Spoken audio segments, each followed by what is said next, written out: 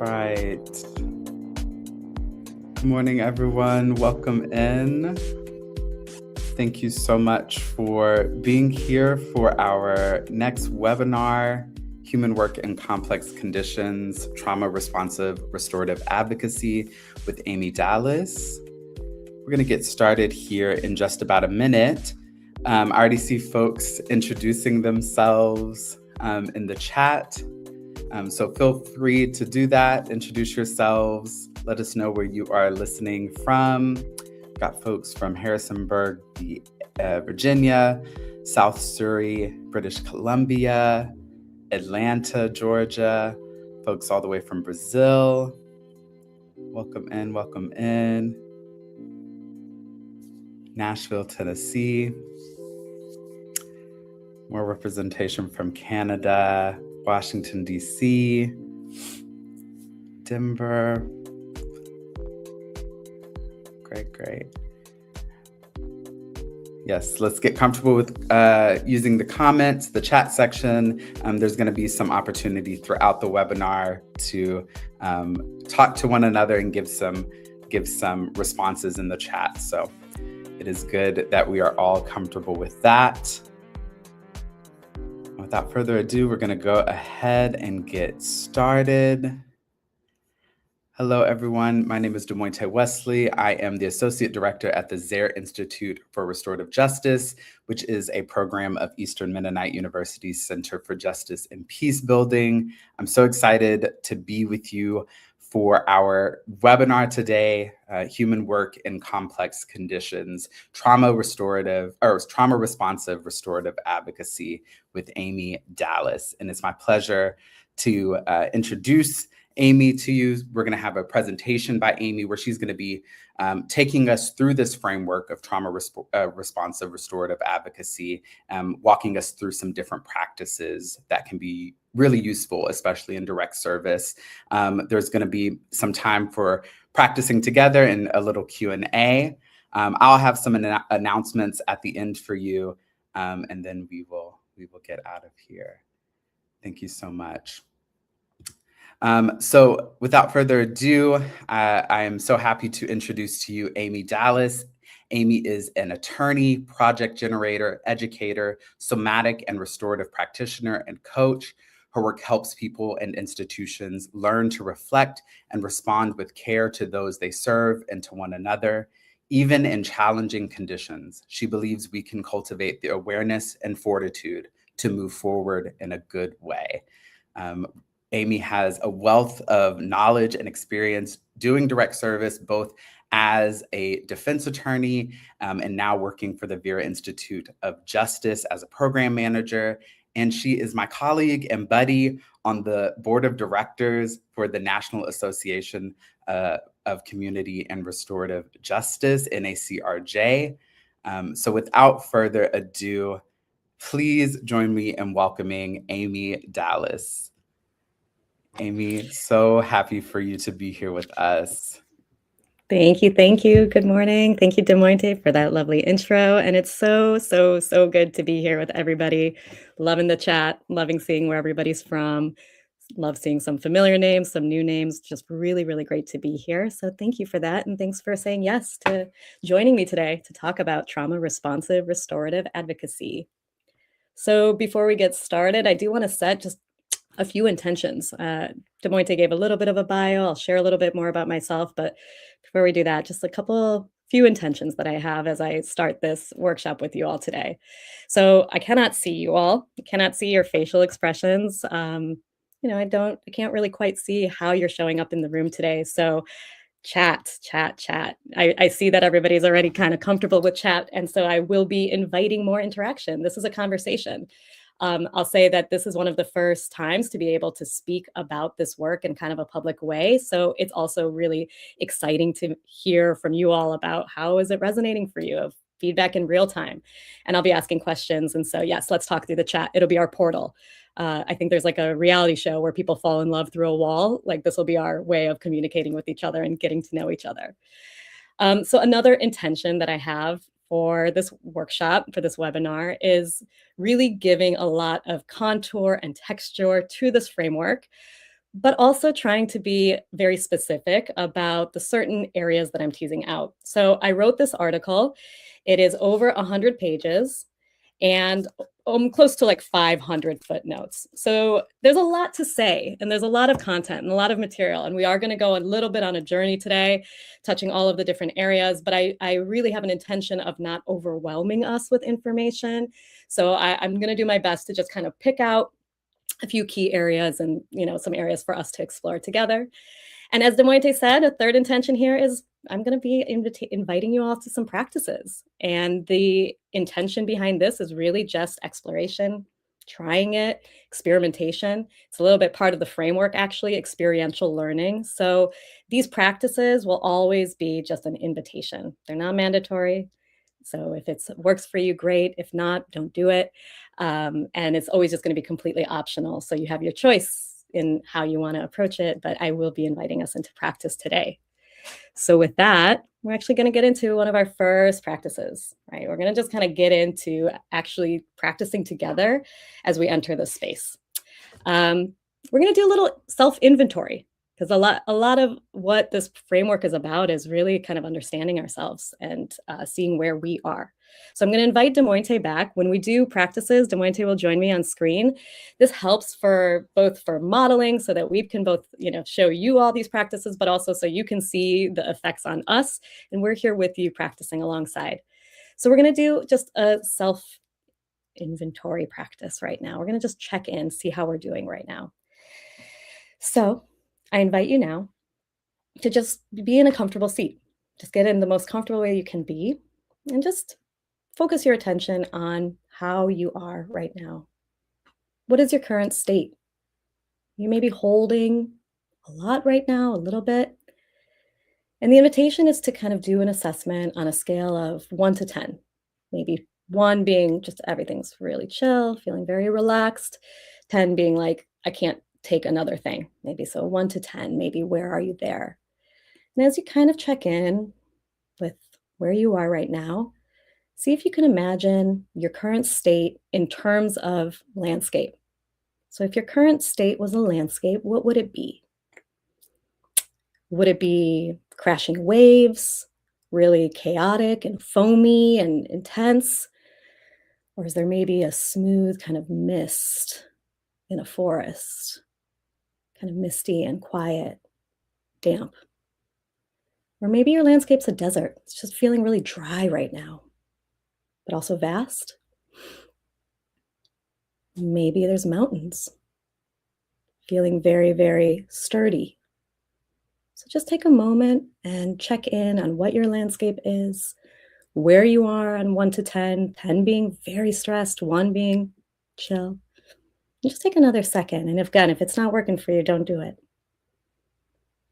Nothing to do but notice. And once you've kind of felt into where you are right now, the invitation is to share in the chat. Where are you? So I'll share first. I'll say I'm at like a 4 or 5 because I can feel my energy is up. I feel like I have a lot to say. I'm feeling excitement to be here. And so my landscape feels like sprouts, like sprouting flowers. Like I just feel very like there's things brewing and growing. What about you, Demointe?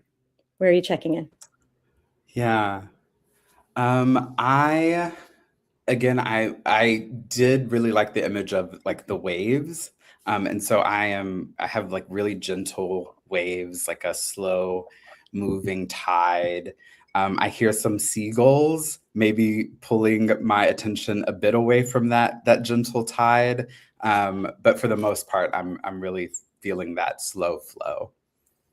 Beautiful. Yeah. And now in the chat, if there's anybody who feels like sharing or just what they might have noticed in that practice, I'm seeing a 3, feeling an occasional slight breeze. Okay, so we're checking in kind of on a more relaxed scale. And someone's saying about a scale of 7 as a baseline these days. It's pretty high. And landscape is a dam and it's holding, but there's knowledge that it won't always hold. So you can feel that kind of pressure. It's there, it's mounting, but not forever. Beautiful.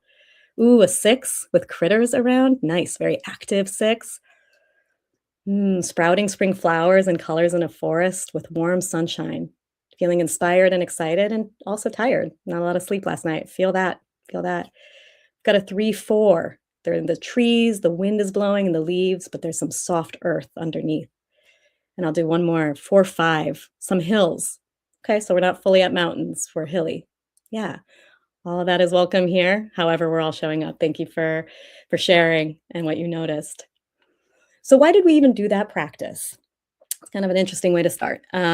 So, what's essential, as I briefly mentioned, is that in this framework about being trauma responsive and restorative is really an understanding of how we are, right? How we notice the state that we're in. And when we know where we are, we can better notice what choice we might be able to make and better notice how we are engaging with the people around us and engaging with our work, right? So we might be noticing that we need something or we're lacking in some way, or that we actually have like really high capacity, or we're just overwhelmed and taking on too much. So these kind of noticing practices are really helpful to help us start to hone our capacity to be a little bit more self-aware, right? So, as I talk about trauma responsive restorative advocacy, I'm going to share a little bit as to who I am to be talking about this. So, it's a framework that is incorporating practices, obviously, theory, research, science, practitioner wisdom, and some ancient worldviews and some cultural worldviews that when we blend together and practice this framework on an individual and collective level, it can help us shift our own approach to how we are in direct service work and the ways that we relate to the people that we serve, our clients, our students, our participants, but also, the way that we are influenced by them, and also the conditions of our work environments and even our broader culture. We can help shift those conditions as well. So I came to this framework from my own experience working in direct service for most of my adult life. I'm going to give you just a quick snapshot as to who I am. I'm a child of Jewish Soviet immigrants who immigrated to the Metro Detroit area. And when they first came to the US, they owned a Jewish deli. And so I grew up in a world of quite literally service, right? Literally serving people. And that really informed a lot of my understanding of how how we move in the world. We work with people, we work with others, we work in these environments. As I was growing up, I was kind of looking at the world around me, making a lot of observations, while also simultaneously hearing about my family's lineage and histories of um, their Jewish histories in Eastern Europe, and kind of really recognizing injustice, right? And noticing around me the way that the way that my neighbors are living versus how we are living, et cetera. And so I was really pulled to work towards peace and justice. So joined the Peace Corps, went to college, worked all through college, joined the Peace Corps, went to law school, became a lawyer, became a public defender. And so a lot of that is through me, with me, it's with me in all the work that I do. And even now I still work, as I say, legal system, criminal legal system adjacent. So this work is all very, very direct and really important and connected to me and who I am. So as I shared a little bit about myself, I would love to know, I know I saw already some people sharing in the room, but I would love to know a little bit more about your direct service context. So kind of what is your role and what is your context? So I said I'm, lawyer, public defender, legal system is kind of my context. So what is your context? Are you working in the education field? Are you working in legal systems? Are you working in the health systems? I'd love to hear who's in the room so we can all kind of see who's here today as we talk about these topics. So feel free to add in the chat. We're going to be talking a little bit about what the complexity and the chaos of our environments feel like right now, too. Would be really, really curious to hear what is your entry point into direct service work. Okay, we have a pastor and crisis chaplain. Yes, talk about complex work. We're working with street-involved youth. Somebody's working with juvenile probation and the court system, so also court systems, yep. Restorative justice diversion trainer and facilitator, so working directly with the restorative justice work, victim services, facilitating restorative processes with sexual harm cases in education and some workplaces. Okay, so some cross systems, criminal defense investigator and mitigation specialists, a teacher, so we have the education field, advocating for children and youth by equipping other educators, so really doing that top-down systemic impact work. So we have government in the health field and mental health field. Lawyers, so I see the lawyers, I see y'all. We're here, we got attorneys in the room. That's right. Restorative justice work in the juvenile justice system. We're working in the human rights, health, we have social workers, okay, trainers, educators. I'm going to kind of scroll a little bit, mediators. Yes, okay. A lot of restorative justice practitioners, naturally, as this is a ZARE webinar. Lots of working with youth, totally. Education. So I'm seeing we have quite a spread of people in this room. We have people working in the health fields. We have a lot of people working criminal justice, criminal legal system lane, a lot of people working with youth, education. So really, we are really covering direct service, aren't we, in this room? So I really appreciate you all, coming in and coming in with your context. So I'm going to ask another question for us to think about right now, since the theme of this is doing human work, which we clearly all here are doing. We really are doing human work, all of us in this room right now. Thinking about the chaos, right, and the complexity. And I'm going to ask that we kind of share right now a little bit of a dump in of what is causing so much chaos and uncertainty in our both world, like our broader world right now, and in our immediate sort of workplace environments, into our immediate orbits. So let's talk a little bit about what is that chaos? What are we all experiencing as the chaos, is the uncertainty? What's making it that much harder to do the work that we do right now? What's making it that much harder sometimes to just get through the day? So I'd love to hear from you all. I'll say, I'll just speak broadly from where I'm situated in the field that I'm in, just seeing a lot of the uncertainty with where resources have gone in the last week or last year or two, where a lot of really good work has been stopped abruptly, and just how chaotic and uncertain that all felt. So in the chat, I'm seeing some legal and social attack on trans people and migrants. Yes, definitely happening right now, really adding to complexity, fear, chaos, for sure. What other kind of things are people noticing that is adding to the chaos and complexity? We're seeing just a lack of vulnerability and humility. Yeah. Abandonment of legal protections from government. Oof. Yes, yes. So painful, so scary. Youth trauma and community disconnectedness. Yeah, I would say that on a global, we're seeing that on a sort of broader scale too. Yeah. Children and families disappearing from our community, an illusion of separability and inferiority, ideas that there are wise single solutions, really trying to have these like narrow ways of thinking. Yeah. Siloing effect of fear. So kind of putting people into silos where kind of just people are in retreat out of fear. Lack of funding, historic lack of access to equitable healthcare, climate crises, moral injury. Oh, yeah, right? All of this is really adding to this environment of uncertainty and chaos. Um, there's intercommunity and lateral violence in activist spaces, social conditions, limited resources, overwhelm. There's just so much going on. And I'm going to just read a context from Brazil is a lot of social polarization, emotional exhaustion, reduced resources. People are carrying trauma and feeling increasingly overwhelmed. And there's just a lot of changes in the world. And of course, to mention also effects of war and genocide, direct and indirect. Whew. Yes, yes, yes. So these are the contexts that we are all trying to do work in. We're all still trying to come to the people that we're working with in a way that can connect with them. And yet we are all experiencing and feeling all of the uncertainty and chaos and real sort of distress over the conditions that we're all in right now. So this is where we're gonna talk about that, and I think I really appreciate us all kind of bringing that into the space right now. So that is the context that we're in, and now we're gonna kind of zoom in a bit more into, what are the capacities then that we need in this time. These challenges, we can't be naive to them. They're not easily going away. Somebody had mentioned in the chat like a seeking for like a simple solution, and sadly, there does not seem to be a simple single solution. So what kind of capacities do we need to be able to grow and to support people through these extraordinary difficult challenges, especially when we're able to be supporting them while also simultaneously supporting ourselves? And also being active and trying to influence things to move in a more positive and restorative direction.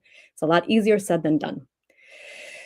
So, one more contextual just intro on myself as well is that this piece that I wrote, I want to just kind of share a bit about it as well, is that I wrote this for and about legal education and the legal profession. And I did that because that's my context, right? That's the world that I knew, that's the world that I came up in.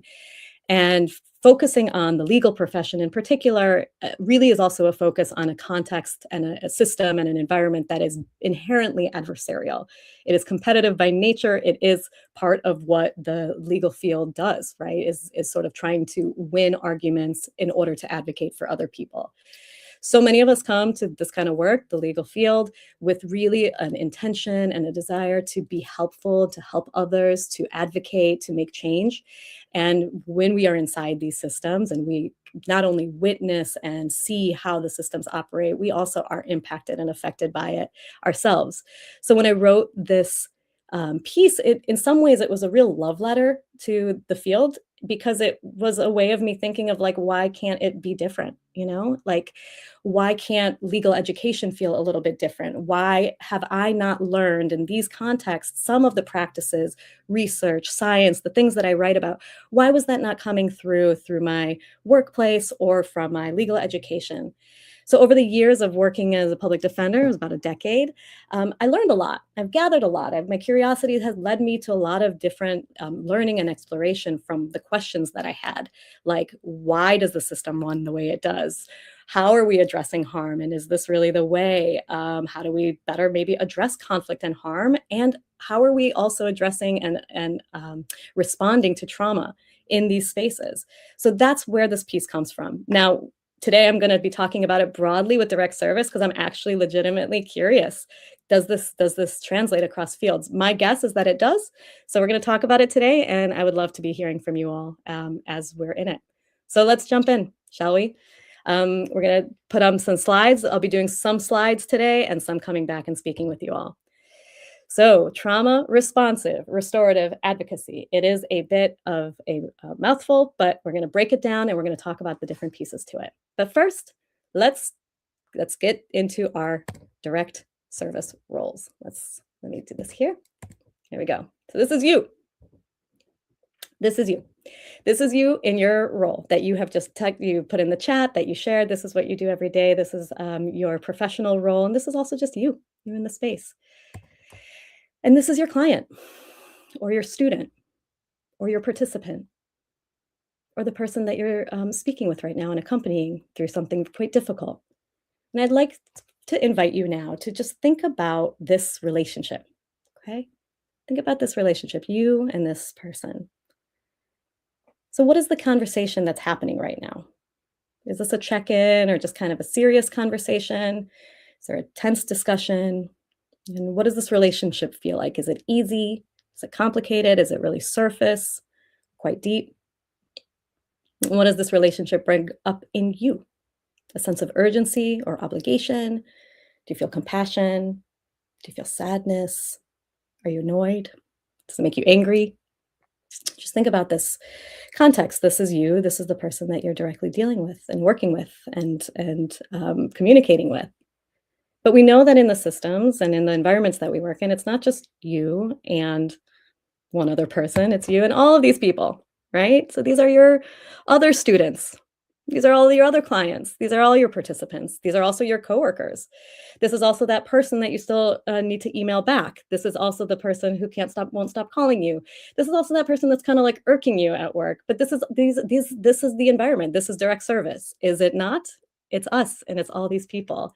And so maybe this is a way we could think of this as our beloved community of direct service. Everybody's here, even the people that you'd rather not be, they're here too.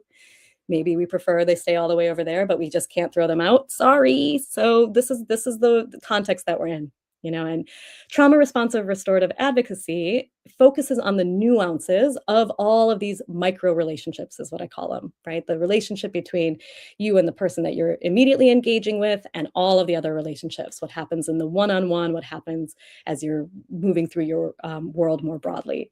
And so you are the key source. Okay? And you're like a key contributor So it's really about recognizing how are you affected by others and how do you affect the context? How are you affected by others and the context? How do you affect it too? And of course, because we are here in this space, this is you and this is your conference. This is your circle that you're holding, right? This is the group that you're facilitating. So we're going to be thinking about the interactions that you're having in this context as well. The framework applies here too. So when we think about ourselves in our roles, what are some of the terms that maybe come to mind about ourselves in our contexts? I did a bit of a brainstorm here, so y'all didn't have to. But if there are anything additional that you might see, feel free to put it in the chat. If there's anything that's on this that might be resonating for you when you think about your role or the position that you're in, what might be resonant, you know? We think of ourselves sometimes as the protector in these kind of systems, right? We think about ourselves as the advocate, maybe as a steward. Gatekeeping has gotten a lot of bad play as a word, but also just like, yeah, maybe we are the gatekeeper. We actually can open up some things for people that others maybe cannot. Circle keeper, witness, server. I see those coming through the chat. Beautiful. Maybe we're the teacher, right? We're a guide, facilitator. Yes. I really personally resonate with defender. We are, or maybe we're the professional, we're the expert, right? People look to us for our expertise. They want our expertise, our help, right? Co-researcher. Ooh, yes. Spiritual pallbearer. Beautiful. Guide, support, service. Yeah. Yeah. So there's a lot of different ways we can be thinking about our roles here. So let's get a little bit into, ooh, I saw disruptor come through. Yes, disruptor. Yes, disruptor. Healer, mentor. Yes, yes, yes. Thank you for those. So we're going to talk about the framework now and do it in a few different chunks. First, we're going to define what it means to be in this framework in a restorative way. We're going to define restorative advocacy. So what this means. Okay. So the restorative advocacy piece of this is grounded in restorative justice. I love being able to talk about this in this group with you all, as many of you, I'm sure, already understand restorative justice and have an understanding of what the values and principles are behind it. But to be sort of clear here, it's really grounded and in centering relationships and affirming human dignity. Okay. So what are some of the values of restorative justice? This should be an easy one. I want to be seeing waterfall right now. What are some of the values and principles of restorative justice? This is sort of like pew, pew, pew, pew. Like what are they? What do we say are some of the values of restorative justice? Let's say nobody's ever heard of it before. What would you be telling them are some of the values and principles of restorative justice? I'm going to take a sip here while you fire up that chat.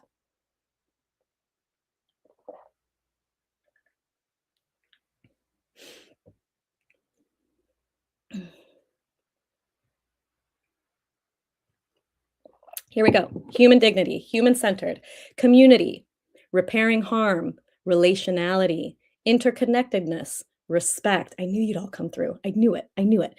Collaborative. Yep. Care. Beautiful. Belief we can do better. Ooh, yes. Okay. Collective responsibility, understanding, Ubuntu. Yes, I am because we are. Transformation is possible. These are really good. These are really good. Connection, community, responsibility. Okay, so we got a great grounding here. Core values include, so this is not exhaustive. You all have some great ones coming through. I'm actually need to like copy paste, put these in too. Prioritizing relationship, right? In interconnectedness, we saw that. Repairing harm, dignity, honesty, truth telling, kinship. I love that one just came through. Sharing space. Yes, you're more than the worst thing you've done. So all of these principles, yeah, there aren't bad people. So these are some of the values that we understand restorative justice to include and entail. And so, of course, because we're here at the Zare Institute, I'm going to quote Mr. Howard Zare, which gives us one definition, which is taking relationships seriously, right? Envisioning yourself in an interconnected web of people, institutions, and the environment. Okay, so we're in an interconnected web of people, institutions, and the environment. And when we're there, all of these values and principles come with us. Okay, Thanks, Mr. Zare. So here we are in our context. Let's think about our relationships, right? So how do we practice these values that we all just put into the chat in our relationships in these contexts? And especially as we're working in these environments that can be kind of chaotic, stressful, toxic, harmful, imperfect, can we also still channel the idea of Ubuntu and recognizing our presence in this web, and our role in this web? How do we interact with the people we disagree with, or we're actively, in conflict with, or trying to beat in the sort of context of the legal system? So we think about the relational value of restorative justice. Okay. And so what does it mean to be restorative? How do we do this? How do we strive to be, as the title of the piece that I wrote, in right relationship? How do we strive to be in right relationship, and what does that look like? And what does it take for us to be restorative? I'll pop in the chat just a couple nice reads. There's a poem by Crystal McLeod on the practice of being restorative. Also happy to plug a book by my dear friend Leif Seligman called Being Restorative, that grapples with all of the nuances of living in modernity and the cultures and the sort of conditioning that we have, and still try to be restorative, and working with our sort of discomfort and uncomfort in that. Listening. I love that, Patricia. Yes, listening. And so I'm going to also cite the work of Miriam Kaba, who is an author, an organizer, a prison abolitionist, who really talks about how do we intentionally try to reduce the gap between our values and our actions. So we have all these values that we understand, and in the restorative justice context, we want to be interconnected. We want to be able to repair. We want to be able to uphold dignity. And yet, well, how are we acting, and how do we decrease that gap between the two? So we're going to take a minute to really think about dignity, okay? This is sort of our concept. We're going to talk about a concept. We're going to talk about the concept of dignity, because that is part of restorative advocacy, centering relationship and upholding dignity. So I'm going to plug a book called Dignity by Donna Hicks. This was shared with me by Catherine Evans. Kathy's in the chat, so thank you, Kathy, for this. Super instrumental. And Donna Hicks writes that most of us have a gut feeling about the word dignity, but few of us have the language to describe it. Dignity is different than respect. Dignity is a birthright. Mm-hmm. And Stacey Haynes, who I'm also going to do another book plugs, who is the author of The Politics of Trauma, also a somatic practitioner, really incredible teacher, describes dignity as our inherent value and our worth as human beings. Jeremy Travis and Bruce Webster are working on a book right now on human dignity, and they describe it as the capacity to take action in ways that strengthen social ties and advance equity. And so the real emphasis there is on the agency of the individual, so the capacity to take action. So central to being human is the innate capacity to be able to engage in moral action, build community, have autonomy. We're going to move into some of the principles of dignity that Donna Hicks writes about in her book. And I'm going to put in the chat here. Thank you, Demointe. We're going to put in the chat a little link that kind of describes some of these essential principles of dignity. And you can see them. There's acceptance of identity, recognition of ourselves, and for a person to be recognized, acknowledgement and feelings of inclusion, safety, fairness, independence, understanding, giving people the benefit of the doubt, and accountability. Just sit with that for one moment. So the principles of dignity, and we'll put that resource in the chat.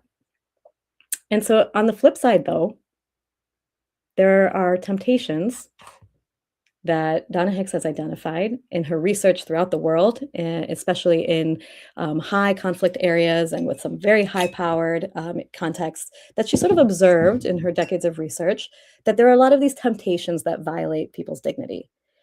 We find those to be things like saving face, shirking responsibility, seeking false identity, avoiding conflict, being the victim, resisting feedback, blaming and shaming others to deflect one's own guilt, or engaging in false intimacy and demeaning gossip. So I'm going to take just a second here to see and ask for us to notice what might be showing up in our work environments, and actually maybe what do we recognize in ourselves of these kind of temptations to violate dignity. I know we are all absolutely perfect, flawless human beings who have never, ever violated a dignity in ourselves or others. But what might be some things that we are seeing in our context, in our work environments, even in ourselves? Would be inviting us to talk about that in the chat. Donna Hicks talks about that these temptations are sort of inherent. Humans kind of, we feel these temptations, and the work for us is really not to take the bait, to not let the bad behavior of others determine our own, so that we don't need to be constantly justifying getting even. hmm So in the chat, I'm seeing false security feels very present. Seeking false security feels very present and alive. hmm Sometimes our environments, our workplaces kind of make us feel that way, or others get into that position. Saving face, somebody saying in myself, avoiding conflict, demeaning gossip. Shame, inhibiting accountability. Blaming other systems for clients being stuck. Mhm. Being the victim or blaming, they don't understand. Yes. Working in the criminal punishment system, I constantly struggle with being a zealous advocate while also trying to keep dignity central to my work and the way I treat and interact with people on a daily basis. That is the tension. That's the tension indeed. Seeking false security. So I'm going to take this down for just a second. We're going to do just a very short practice now, too. We're going to just feel into dignity a little bit. Okay. We're going to just take a moment to feel into our own dignity and just sort of what it feels like to us for ourselves. And also just what are we feeling as we really think about dignity. We just talked about some of the things that violate it. So the invitation right now, and of course, always optional, is to just take a moment. Take a moment and just feel into dignity. Hmm? What is it? What does it feel like for you? If it's something that is sort of inherent, it's our birthright. Where is it? How's it feel? Where do you notice it? When you tap into dignity, what comes up for you? Can you place it somewhere within yourself? Is it showing up in your chest or your gut or your heart or your head? Or does it feel like it's somewhere out there? What kind of emotions might be arising for you when you think about dignity? Where do you hold it? What is the depths of it? And just let's take another second or two, just do a quick reflection on dignity. Mm, Thank you. I'm seeing some sharing in the chat already. Beautiful. So I'm seeing a comment. I feel it in my chest, being confident in who I am despite my inherent differences. Yes. Somebody else said heart. Des Moines, if you feel like sharing, what did you notice? Yeah, I noticed I almost got this image of me like in the center with like mirrors around me. I think like Mm, dignity feels like being seen and recognized, but not being like examined or dissected. It is like that very thin difference between what does it mean to be like recognized and held versus what does it mean to be like scrutinized and dissected and pulled apart. Beautiful. Yeah. It's just like it reflects back to you. It's not something that Yeah. needs to be dissected. Thank you for sharing that. It's beautiful. I'm seeing also in the chat some spine and shoulders and chin. So here, my heart and love for others, and shoulders, upholding worthiness kept coming up. That's beautiful too, right? Holding our shoulders up, that just feels like dignity. Another comment feels like warmth, like a light blooming from my core up through my crown, a sacredness. Sacredness. Dignity is sacred. So beautiful. Shoulders for sure. We're seeing some shoulders as the theme. Beautiful. Well, thank you for sharing some of what you noticed. We're going to go back and talk a little bit more about these temptations that violate this beautiful sacred dignity that we all are inherently have, right? Someone also just commented in my neck. So these temptations, these dignity violations, and I know a couple of people have kind of said this in the chat too.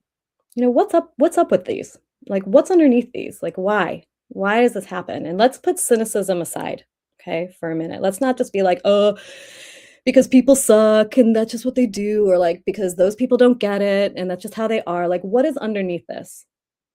Like, why? Why do people do these dignity violations? And I did a little thinking on this, so I'm going to go to our next slide. Just some ideas around it. Fear just came through. Yep, fear, feeling fear. That's right there too. Some maybe people are doing this to kind of reinforce a sense of self, right? Sense of belonging, right? Gossip is like so one of those things that it's just like it's a very quick way to connect with other people, right? Fear, shame, seeking belonging. Beautiful. That's coming in the chat. Maybe it kind of feels good to be a little bit mean. Fear, connection, avoidance. Yeah, powerlessness. Yes, people feel powerlessness. And I was thinking a lot about these too of like what is the reason that people kind of pull for these? Like what is underneath it beyond just these sort of impulses? And I was thinking a lot about, Maslow's hierarchy of needs. Um, and I'll just put just like a quick refresher. We're not going to go into like super Maslow's hierarchy of needs because I'm sure many of us have studied it and thought about it, but really fundamentally, right, some of the needs are things like just basic needs that we have to survive, like breathing, like shelter, like food, etc., like just needing the things that we need to survive. And just above that, though, too, is all of these other things like belonging, right? A sense of connection and love, self-esteem and being recognized and feeling recognition and respected, um, feeling a sense of some personal security and access to resources. I'm seeing in the chat exhaustion and burnout, right? So it's just like just feeling like from a place of just lack, like can't be doing much more. Um, so perhaps there's just a lot of unmet needs too, to why people end up kind of going in these directions, why dignity gets violations. I'm not going to be pat about it. There's also a lot of sort of systemic and some intentionality around these things too. But I think we can still think underneath it.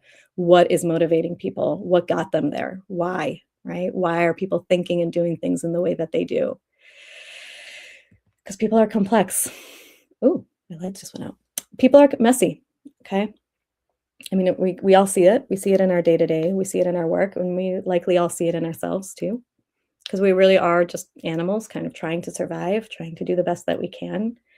And a lot of our shaping and our conditioning comes through in a lot of really different ways. So some of it is physical and genetic, sort of our inherent personality qualities, and a lot of it too is shaped by our experiences, our family dynamics, our cultures, the things that we've learned, the environments that we work in, the people that we are surrounded by, right? And so we really try to do our best in these kind of environments with the ways that we know how to show up. And so with that, though, we're also very, very nuanced. We're complex. We're beautiful. So what makes us unique in ourselves? It makes us sort of diverse in our experiences, but it really can make it also quite hard to understand the human experience.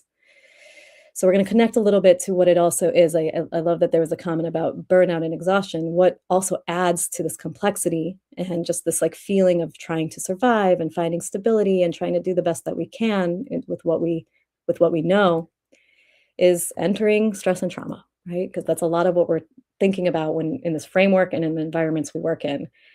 And it's really, truly part of the human experience. In being human, we feel and respond and react to stress, trauma, as we shared earlier, with the different levels of chaos that we're experiencing, is around us, and also something that we and the people that we work with have or are continually experiencing. I want to just make a note on trauma because as I was writing the article, I was also kind of these thoughts were coming up too. Is just like, yeah, trauma is a term that's a little bit kind of in the zeitgeist right now. It's gotten quite mainstream. A lot of articles out there of like, is everything trauma though? Like if people are just using the term and it's kind of being thrown around of like trauma this, trauma that, I'm so traumatized. And it's like, you're actually just inconvenienced. It's not traumatic. And there's actually a research study about the creeping concept of trauma, that actually the use of trauma in cultural concepts and even scientific concepts, it's just completely expanded since the 1980s.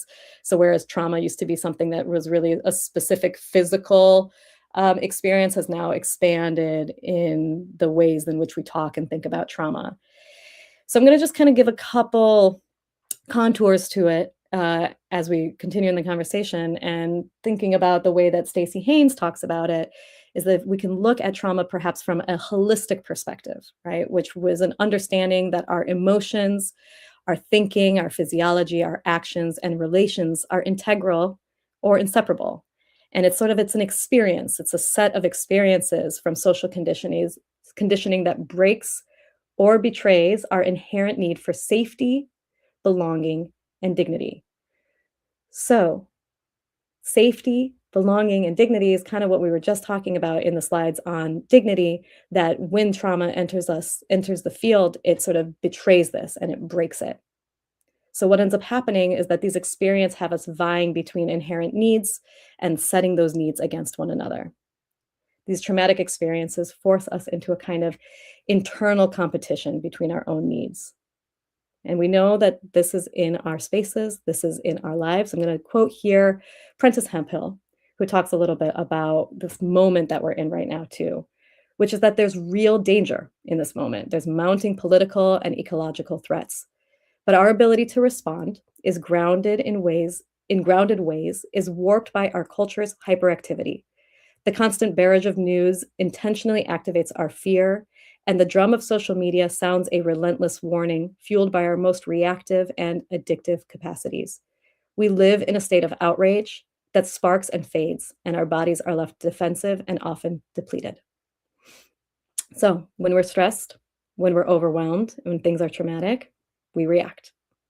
And it's because we're thinking, feeling humans, and so are the people that we work with. So now that we've kind of have a sort of awareness and understanding around trauma, we're going to talk about what it means to be trauma responsive in this context. So restorative advocacy invites us to work with care and relational integrity within our complex environments, reminding us to think about the interconnected web that we're a part of and bringing in those restorative justice principles. And trauma responsive advocacy really focuses on the how. How do we do that in our interactions?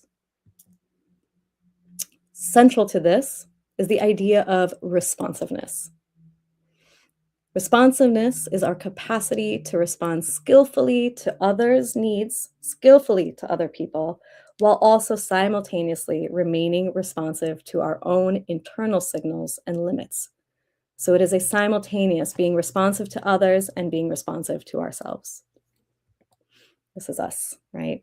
So yes, we are with our client, we are with our student, we are with our participant, but we are also with ourselves. Thinking here a lot about presence and attunement.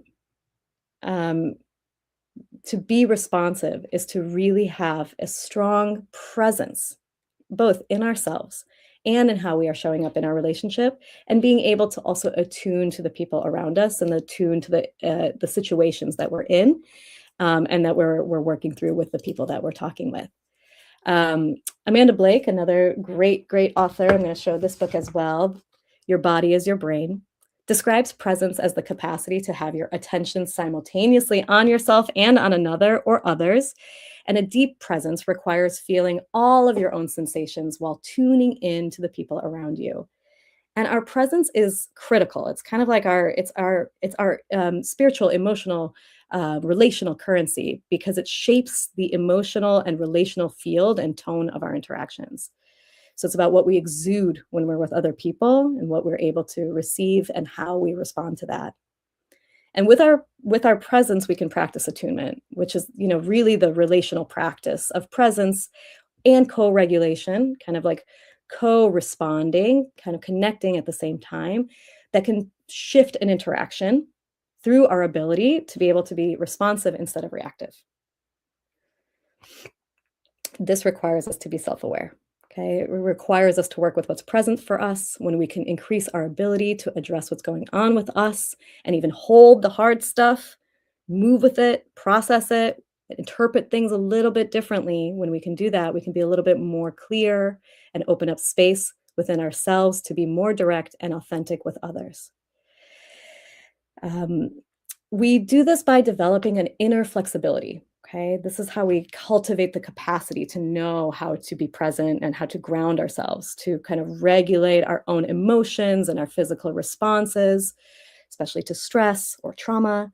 And when we do that, we're able to stay in relationship and stay with it and stay present in the midst of stress and conflict. And so it's really about developing that inner flexibility. So what we can notice, what we can digest, what we can integrate as we're experience to transmit a more calm, steady presence to the people around us. And I really like the teachings of Thomas Hubel. He talks about this as resilient presence. Um, and Richard Strozzi, Richard Strozzi Heckler, who's another an amazing somatic teacher, one of the founders of the Strozzi Institute, also teaches that this self-awareness, this kind of resilience, is grounded. When our resilience and our presence is grounded, there's a deeply felt, energetic presence that has the power to bring together that which is fragmented to create balance and clarity from chaos. So we are in the chaos, and if our presence can be the thing in real time that can bring in some clarity, to bring in some balance amid the chaos, that in and of itself is a valuable skill to have. So this way we increase our self-awareness, increase our flexibility, increase our resilience so that we can remove the static, have a clearer signal, and respond as best as we can to the people that we're working with and the environments and circumstances we're in. So just going to take a moment right now to just invite us. This is just a quick, short practice. Demointe, you don't have to come on screen. Is like, let's just take a moment to think about who, if it's you, if it's somebody you know, who is someone in your life or someone who you admire, maybe somebody you know personally, or whose work you've read, or whose work you admire. Who is somebody whose practice and whose presence makes you feel most at ease, makes you feel most grounded, and what are the kind of qualities that they hold, right? So think of someone whose presence puts you at ease, and what are some of the qualities that they have? And let's put a few of those in the chat. What is the qualities of a person who has that kind of strong grounding presence, who can put things at ease, who can make things really clear, who can clear the chaos into some clear signal? Who is that? And what kind of qualities and presence do they bring?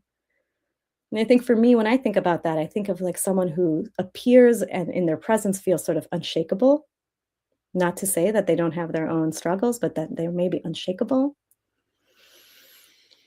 Somebody who maybe has the ability to really listen, kind of tuning in to what's happening, hear it, see it, be able to decipher what's happening. Body nerds who know themselves well, centered and grounded, people who are grounded, somebody with humility, yes.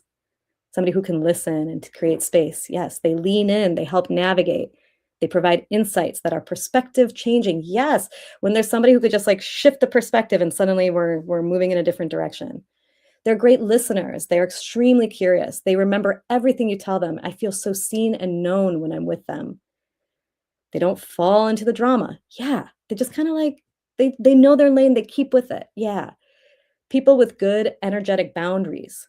They don't try to force solutions and they're unafraid to be silent. So they speak up when they know that there's something to say. Yes. They open space for you and to help you find your own solution. So they really know how to help you feel more empowered and find your own agency. Yeah. So they kind of can support you in that. Mm-hmm. They allow me to simply exist without justification or judgment, and they're grounded and they ask really good questions. Yeah. And people with a clear sense of their ethics, but not a desire to make everyone agree with them. So they can actually hold that complexity, right? They can hold the disagreement. Mm-hmm. So I'm going to just kind of briefly go through because we talked about presence, but we are still talking about what it means to be trauma responsive. And I don't want to be glib here. There's lots and lots of trainings out there. Excuse me. There's lots of trainings out there about, being trauma informed. Many of us probably have sat through a lot of these trainings. Maybe we conduct them ourselves. And what it means to be trauma informed, sort of is the realization and recognition that trauma exists, right? We recognize the prevalence of it. We know that it happens and that we have an obligation then to respond and respond in very specific ways. And we might do this through our policies, through our interactions, through our practices. And we do this so that we actually resist re-traumatization, so we can create more safe, trustworthy, or supportive environments. So here are some of the principles of being trauma informed: creating safety, creating trust and transparency, being collaborative with some mutuality, some peer support, providing choice and agency, and cultural humility.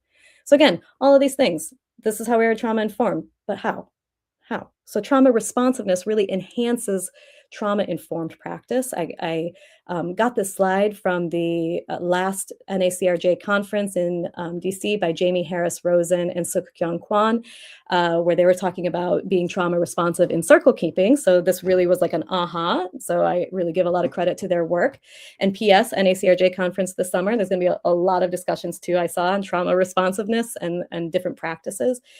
So sign up. But this approach then to be trauma responsive, to enhance trauma informed practice, is incorporating stress and trauma literacy. So we understand stress and trauma a little bit better, more body-based awareness and practices to support physiological and psychological regulation, overall wellness, and increased capacity for more restorative interventions. Okay, so we are increasing our own capacity to practice being trauma informed. What does it mean to create safety? What does it mean? How do we know what safety feels like?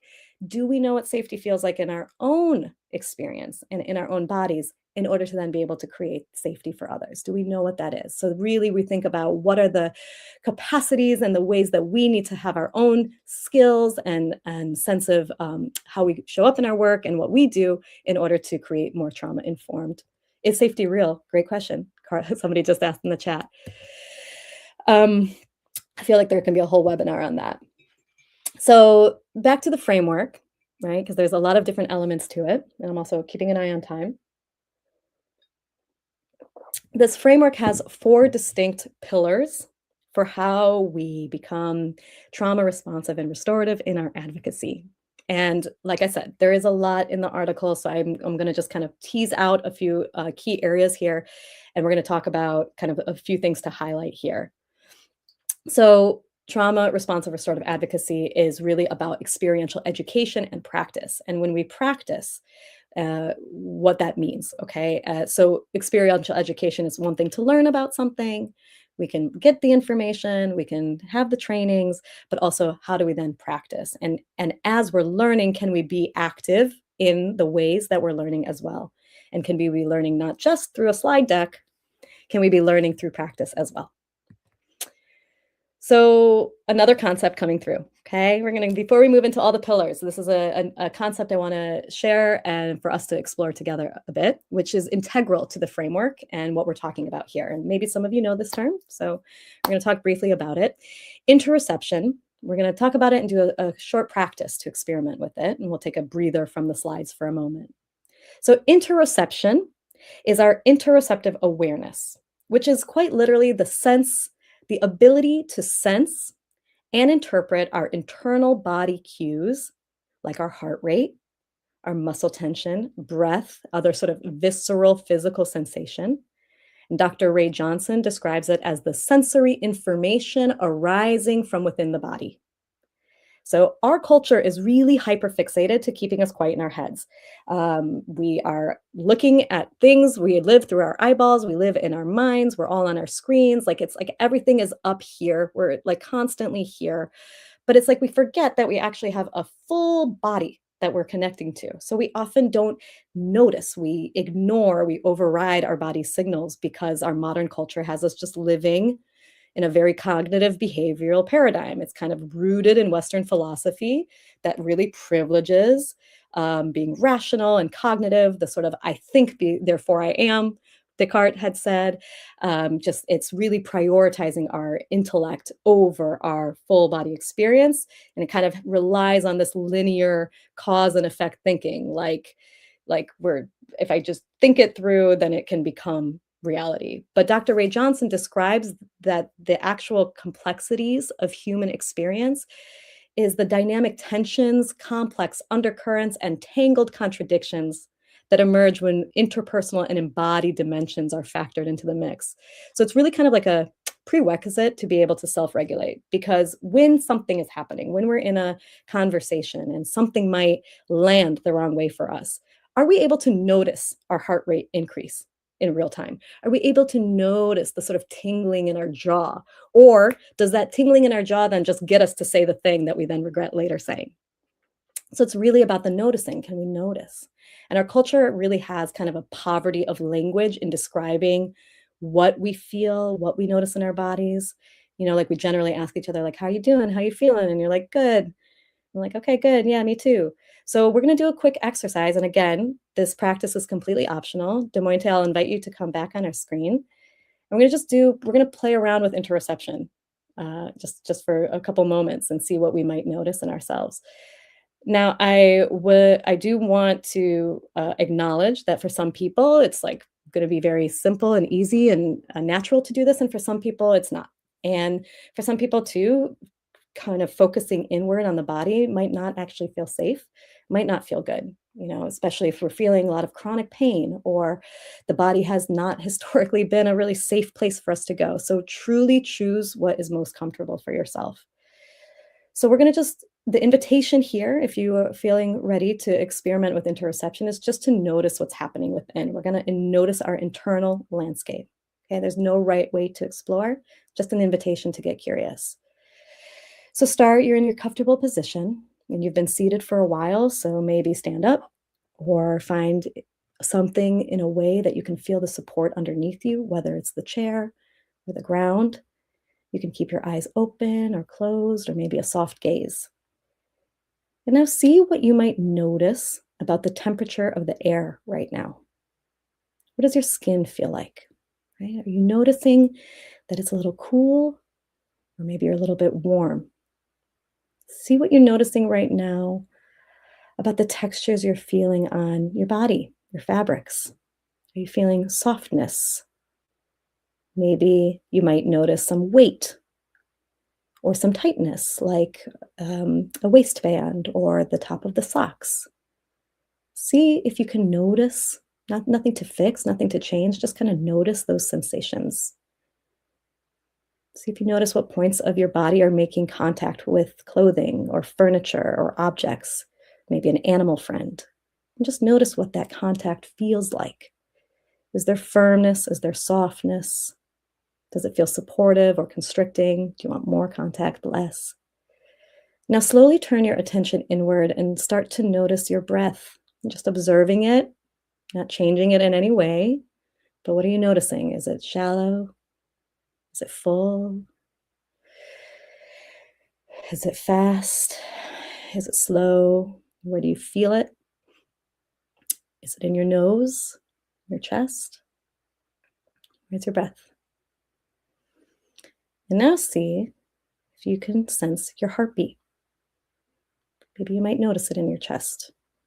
Maybe you're noticing it in your throat. There's no rules here, so if you want, you can maybe feel for it. Can you notice your heartbeat? Have you noticed your heartbeat today? And just notice. Just say hello. And just close this practice with a quick scan too, just from your head to your shoulders, to your chest, to your gut, to your pelvis, your thighs, your knees, and your feet. See what might come up. What might you notice? How do you feel? So instead of maybe saying, I feel anxious, maybe you're feeling tight, constricted, buzzing, loose, warm, peaceful, fluttery, hard, expansive, collapsed. So what kind of words come up? So I invite us back together. If you feel like sharing in the chat, always an invitation for that. And I will say for myself, as I was doing that practice, I actually was feeling like my heartbeat was really beating. So I feel like I'm like on, I'm watching the clock. I know that there's more to say. So I could feel my heartbeat. And now I feel that it has slowed down a bit. Demointe, what did you notice if you feel like sharing? Yeah. I noticed, like, especially like doing the scan, almost the sensation of static. It was kind of difficult to get through, like to notice something other than just a sort of vague feeling. But then I like breathed like a bit more deeply and was able to see through the static a little bit more and get a real sense of just like the small things that I was noticing. Static is always there too, right? Like that's such good noticing too. Hmm. It's part of it. There's a question in the chat. We'll try to do some Q&A at the end. But I'll see if there's anybody else that feels like sharing what they noticed. Otherwise, I'm going to move on because I do want to make sure we get through these things. Comment in the chat about feeling weighty and sinking into my seat. Beautiful.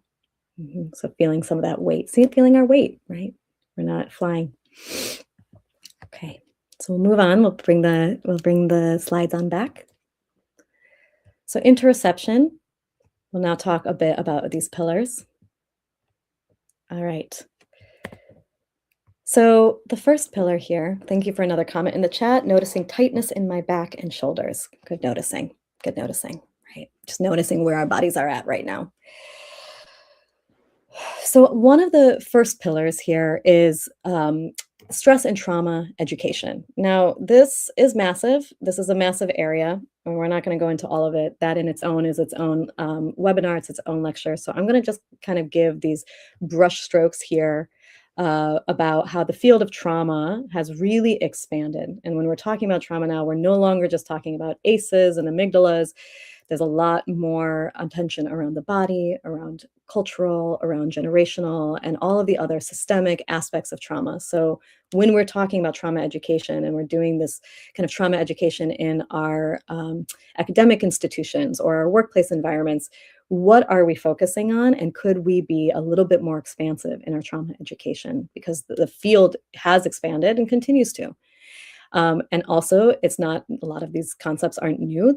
There's been ways of understanding trauma for generations and generations. So can we be thinking about how we educate and talk about trauma in these like trauma-informed education spaces that we have? And many of us are working in environments too, where we're experiencing sort of systemic and moral injury when it comes to trauma. So how do we have the conversations around that as well? There's a lot of research around the neuroscience of stress and trauma, which lives along a continuum. There's a lot around our sort of personal ecologies and how stress works in our bodies. And this is all super important for at least understanding, like, why do we feel the way that we feel? All of this is theory, but it helps us to understand and maybe recognize in ourselves the ways that we feel. So I'm going to breeze through one area. I'm going to do a double click right now because this is getting a lot of play in our culture. A lot of people are talking about nervous systems this day. So I just want to highlight briefly one area in trauma education that's relevant for the framework. It's not the all-encompassing, it's not the only one, but it's one that I just want to highlight today. So as we just did the interoceptive exercise and we're thinking about being more attuned to our body, talk about the polyvagal theory, which is by a researcher, Stephen Porges, kind of introduced in the 90s, that really it has kind of expanded our thinking of how our autonomic nervous system, how our nervous system works in the body. And there's a lot of conversations about nervous systems this day, so I think it's just kind of nice for us to like do a quick view. Like if our nervous system is through our entire body and we're seeing all of the different areas that it touches, like it's no wonder that our body sends us signals and information. Teresa Gabriel describes this nervous system, the autonomic nervous system, as the neural architecture of the mind-body connection, and it controls the deepest, most powerful levels that govern our moment-to-moment experience of well-being. So this is our heartbeat. This is our breathing. This is like the tingling that we might be feeling in the different parts of our bodies.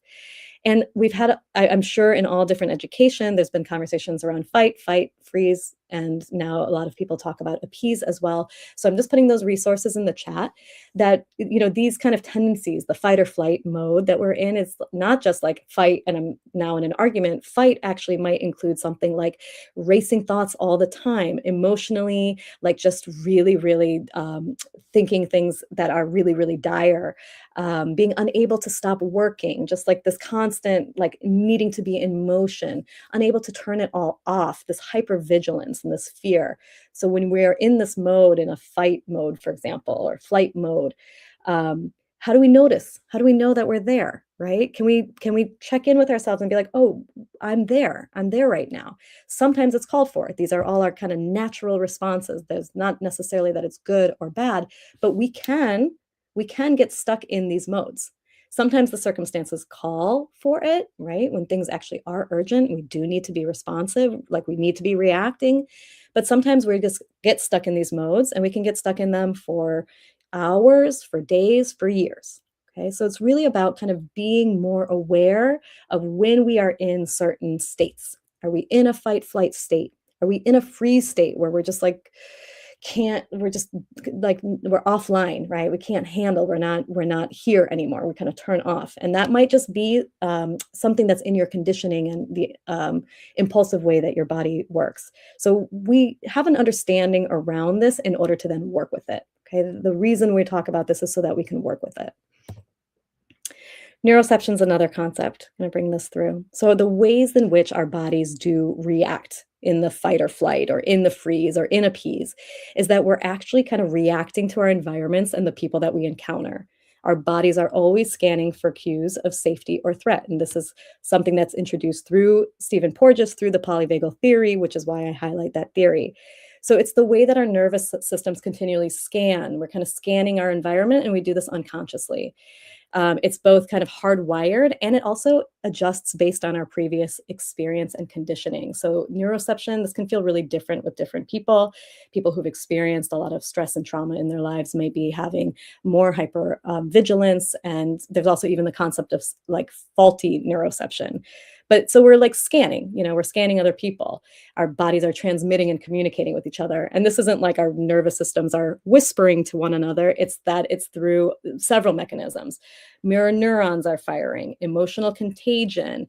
What are we actually sensing? What might we be noticing that we're sensing in our bodies and not noticing that we're sensing in our bodies that sends us signals? Now, my colleague and collaborator, friend and collaborator, Zaida Diatta, talks about how if we know about neuroception, it's sort of at the core of direct service, right? Like if we understand that our bodies encounter other bodies and that we react to one another, then we as the practitioners or we as the attorney, that we actually have a responsibility to be aware of this in ourselves. I'm going to quote here Resmaa Menakem, who says that when one settled body encounters another, this can create deeper settling of both bodies. But when one unsettled body encounters another, the unsettledness tends to compound in both bodies. So here's you're scanning. Here's your client, your student, your participant, and they're also scanning. Okay, so in this real time, like we are also subliminally, subconsciously communicating with one another beyond just the words that we're saying. But it's not just us, right? It's everybody. So here we are. We're all like pinging and kind of scanning. Do we feel safe? Do we feel calm here? Do we feel safe here? Or do we need to be on high alert? And so it's also at the heart of co-regulation. It's at the heart of creating the environment in our interactions. It's sort of like an emotional relational force field. Okay, so this is us. And again, when one settled body encounters another, this can create deeper settling in both bodies. So what this means for us, though, as practitioners, it's not like, oh, we're aspiring to always be the Zen, grounded, calm space. But if we have an awareness of where we are, how we are, then we can be more choiceful about how we are engaging. And if our priority is to uphold dignity, to act into our restorative values, then that internal assessment and awareness is very, very helpful. So how do we get there? Okay, how do we get there? So this is where we're going to talk about some of these practices. And again, I'm mindful of time, so we're going to move through the pillars of practice. And I'm going to start here with why these practices are beneficial. So these actually, there's a lot of science, a lot of research around this, that each one of these pillars of practices actually help us have those qualities and characteristics that help us be more trauma informed, allow us to act restoratively, to be more relational, right? By providing opportunities to engage and practice with things like self-awareness, things like deep listening. And when we're practicing, we're always practicing something. So I just want to kind of name that too. Like we are always practicing something. Maybe we're practicing shortening our attention span by like scrolling and kind of seeing headline after headline. Maybe we're practicing, as I have been, going to bed too late each night. Maybe we're practicing urgency. Maybe we're practicing being distracted. So we're always actually practicing something. So these are specific practice areas in order to be practicing these other kind of ways of engaging, right? Deep listening, patience, practicing compassion, cultivating the capacity for empathy and observation, and these kind of characteristics that we aspire towards. And we do this, I'm going to just brief over this, neuroplasticity. We as adults even have the capability of kind of rewiring how we operate. This is research and science around this too, that through habits, through repetition, we can repattern. We can actually repattern until it becomes automatic for us, and then we find that we have changed responses. I mean, anybody who's ever like, I'm going to go start running and then runs a half marathon, those repetitive practices do help us become kind of what the changed behavior that we aspire towards is, how we get there. And I'm just going to cite, James Clear, Atomic Habits is a nice book, and there's a lot of other research around it. Check the footnotes. Okay. So restorative practice is one of these practice areas. I'm going to brief over this as well, because I know a lot of people here understand what this is, but by design, this is a practice of repetition. There's discipline in the talking piece. It works on us without us really knowing. And so there's in habit formation happening here, helps us cultivate those skills. And it really requires us to be patient and deep listening. And I'm going to quote De Mointe, who I quoted also in the article, which is that in Encircle, we also are just encouraged to sink into our bodies and just be with the body in the ways that it is. So having this kind of practice space where we can connect with other practitioners or be together in restorative practice helps us cultivate these skills. I'm going to put in the chat here an article by Natalie Netzel, who writes about moral injury for those working specifically in the legal system, but in these hard systems, about the need to build communities of moral reflection, places where we can speak honestly about ethical tensions, share our experiences without fear or judgment, and support one another in the work of aligning our actions with our values. And of course, I'm going to tie in the science here. We just talked about interoception, neuroception. Lauren Abramson does great work talking about what is happening scientifically here in the neuroscience way of us picking up on the cues of others, mirror neurons firing, social emotional contagion. So there's a lot happening in the circle space that is almost like our gym, where we can practice the reps to have some of those capacities increase and have that repetition. Contemplative practice. I'm going to breeze through this one because I do want to get to our last practice. Lots about mindfulness practices. So we're talking about meditation.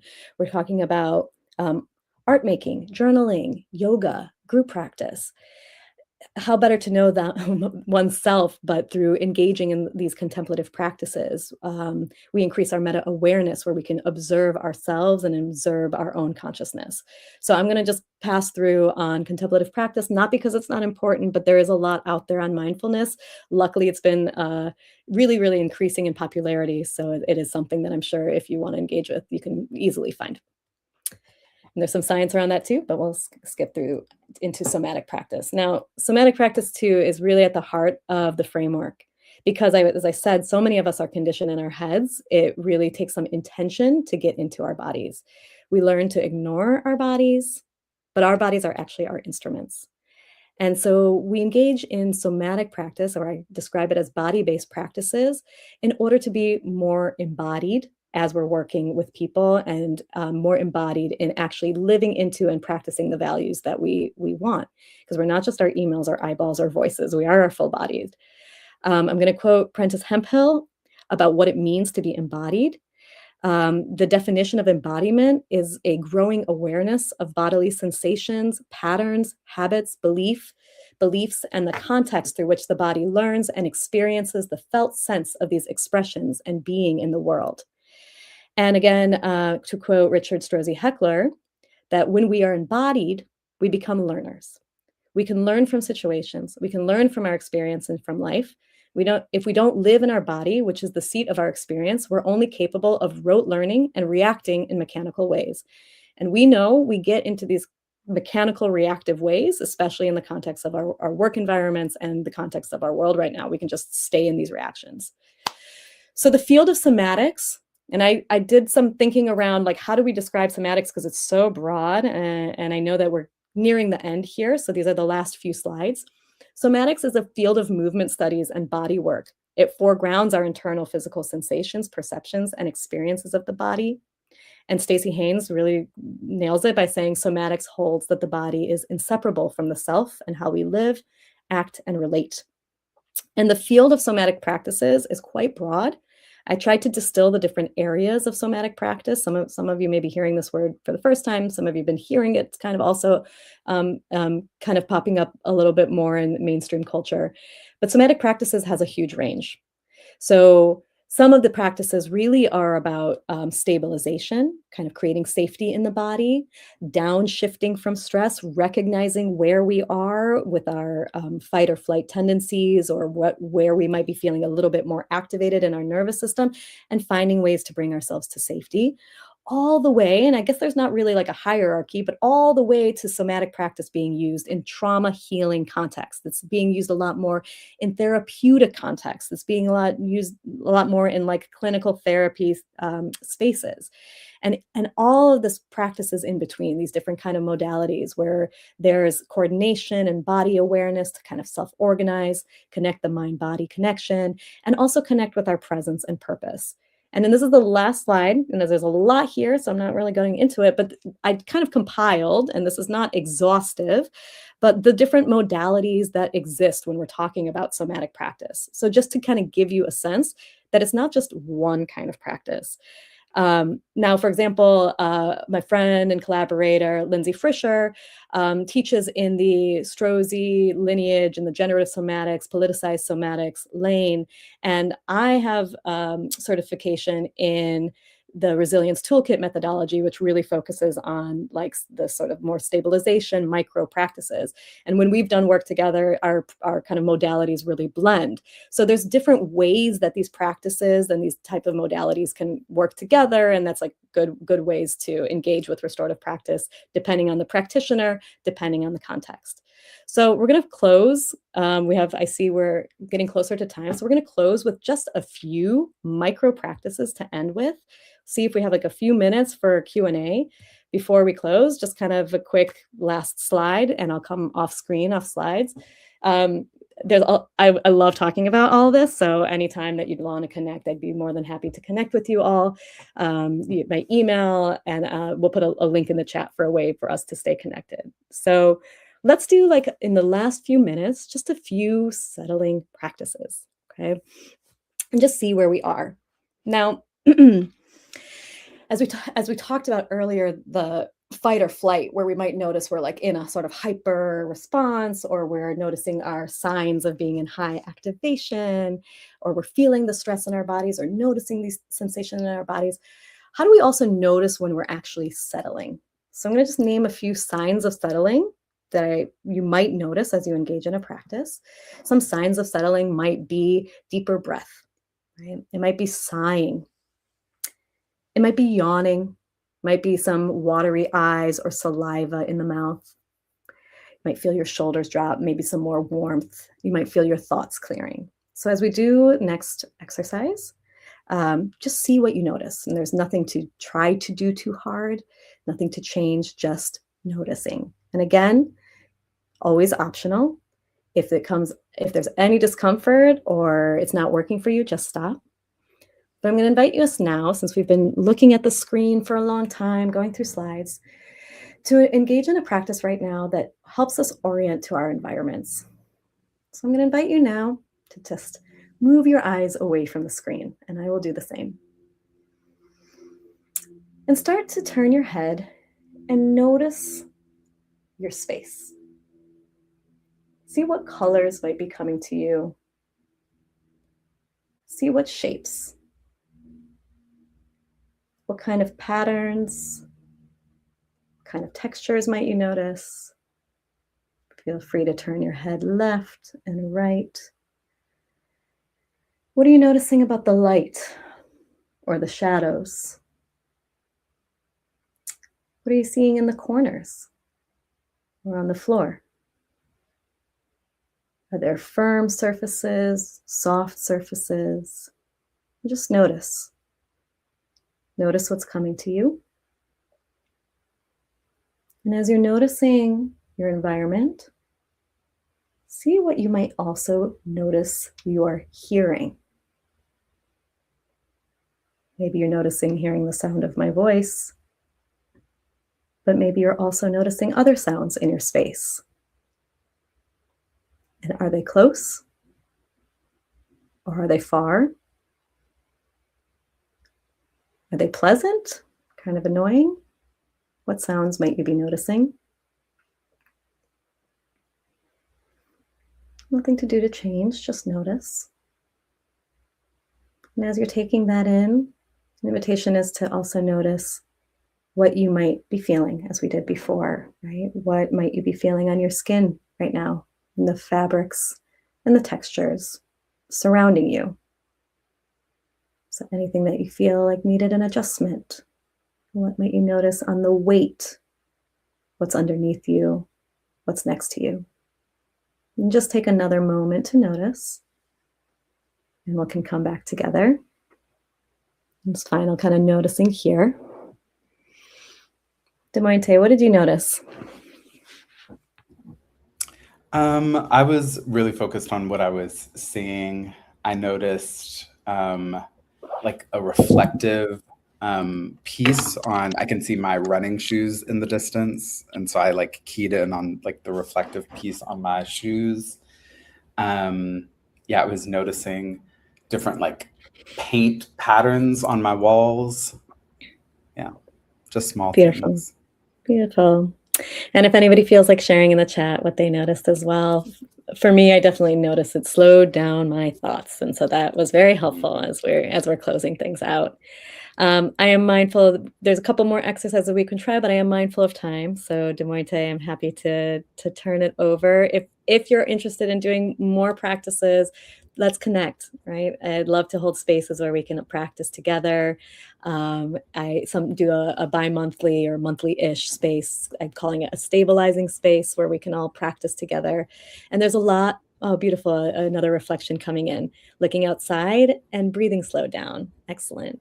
Yeah, and there's a lot of different types of practices. Those were some observation practices, but there's also movement and breathing and other kind of tactile, self-tactile practices. So thanks so much for the invitation today to share a bit of this work with y'all. And I hope to hear from y'all soon. Really great to be with you all. Thank you, Demointe. Yeah, thank you so much.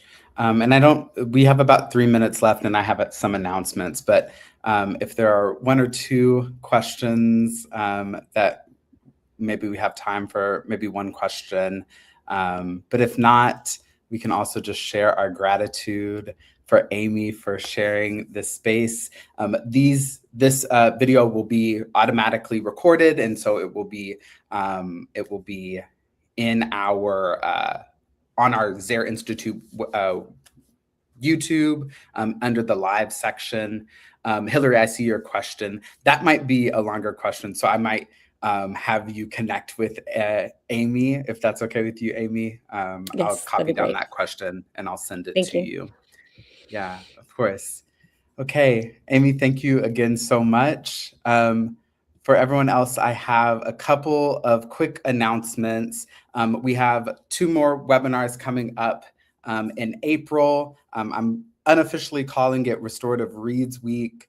We have 2 great books and the authors of those books, Restorative Justice Up Close with Sally Wolf and Dr. Sandra Pavelka and Dawn Carney, and then Restorative Justice and Community, the little book of Restorative Justice and Community with Caitlin Morneau and Cheryl Wilson. And so I'm going to drop the links to register for those if you have not yet.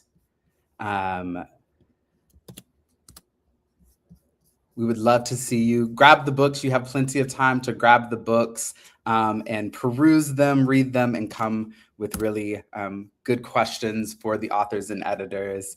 Yeah, thank you for that. And if you have not already, please connect with us via our website. Feel free to donate and get connected to our work there. And as always, as I mentioned, our live webinars are automatically uploaded to our YouTube under the live section. So feel free to go back through the archives and see all of the great work that we have already shared there. Thank you all so much. Again, I'm going to put Amy's slide up one more time just so you can get connected, reach out, get connected to the work that she is doing to spread the word around trauma responsive restorative advocacy. Thank you all so much for being here. Wishing you wellness. Nourish yourselves, and if you have the opportunity to, nourish someone else. Take great care. Bye-bye.